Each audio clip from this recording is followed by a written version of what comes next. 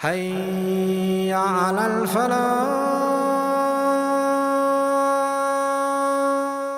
You don't just say, my master is Allah and now you're perfect. No, you keep struggling to fix yourself. You find yourself leaning this way. A little too much fear in your life and you pull yourself together. And you don't let that fear overwhelm you. You find too much sadness in your life and you remind yourself of Allah and you hold on to Allah again and He pulls you back together again.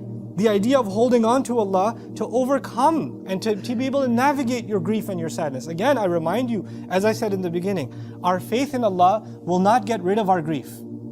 And our faith in Allah will not get rid of our sadness and will not get rid of our fear. But it will make us strong enough to overcome them. Strong enough to go through them without breaking us.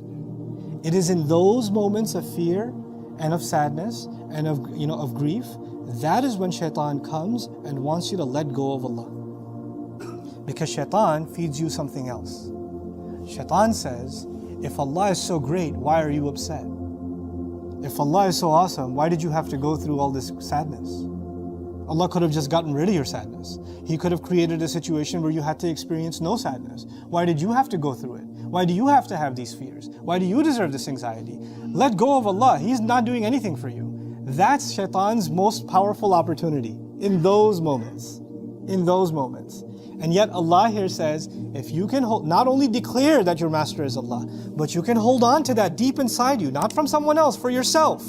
If you can do that, then what does He say? تَتَنَزَّلُ عَلَيْهِمُ الْمَلَائِكَةُ أَلَّا تَخَافُوا وَلَا تَحْزَنُوا وَأَبْشِرُوا بِالْجَنَّةِ. If people can live a life of doing that, and holding on to Allah that way, then as they're dying, as they're leaving this world, people around them are crying. They can't even speak anymore. They're on their deathbed. And yet, they can see what their relatives can't see. They can see angels come down. And angels are having a conversation with a person on their deathbed. And they're telling him or her, you don't have to fear anymore.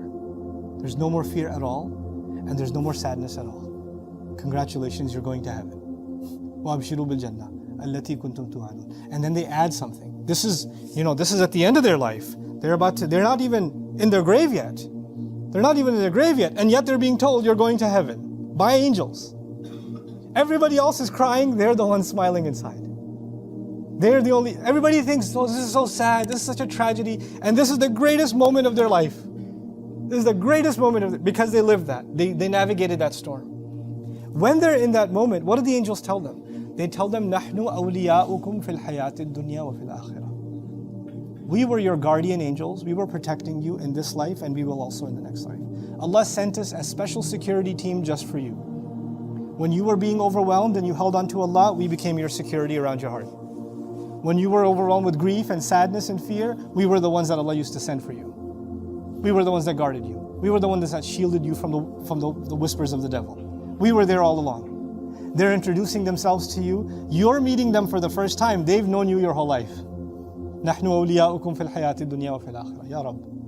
That's the promise of Allah to those who hold on to Him.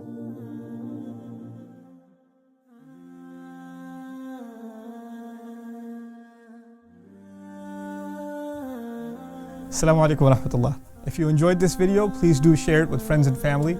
If you want to see more videos from this series, click on the box at the top. If you want to see other videos, click on the box at the bottom. And don't forget to hit the subscribe button. Thanks.